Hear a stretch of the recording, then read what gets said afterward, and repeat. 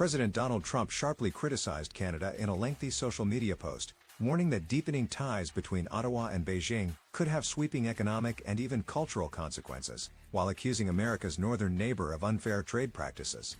In a post on Truth Social, Trump combined complaints about tariffs, a cross-border infrastructure project, and Canada's outreach to China, framing the dispute as part of what he described as a long-standing imbalance in U.S.-Canada relations.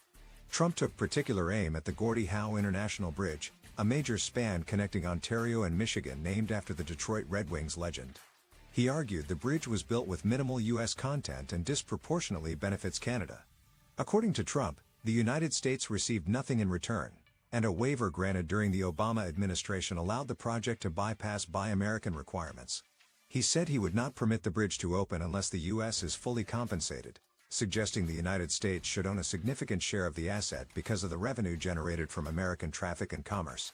Trump also criticized Canada's dairy tariffs and restrictions on U.S. alcohol sales, arguing that those policies have harmed American farmers and producers for years. The president escalated his rhetoric by warning that closer Canada-China ties would have dire cultural consequences. He claimed China would terminate all ice hockey in Canada and permanently eliminate the Stanley Cup, the National Hockey League's championship trophy, though he provided no evidence for the assertion. The comments came as Trump criticized Prime Minister Mark Carney for pursuing stronger economic engagement with Beijing, saying it would leave the United States with the leftovers. In January, Carney publicly welcomed a thaw in relations with China, telling Chinese President Xi Jinping that renewed engagement had put both countries on a new strategic path. A Canadian delegation later announced plans to pursue a trade deal with China, a move analysts say could signal a shift in Ottawa's approach toward Beijing and its traditional alignment with Washington. These moves are significant, as U.S. allies such as the UK and Canada seek to stabilize relations with China after years of strain, Eva Seiwert, senior analyst at the Berlin-based Mercator Institute for China Studies, told Newsweek.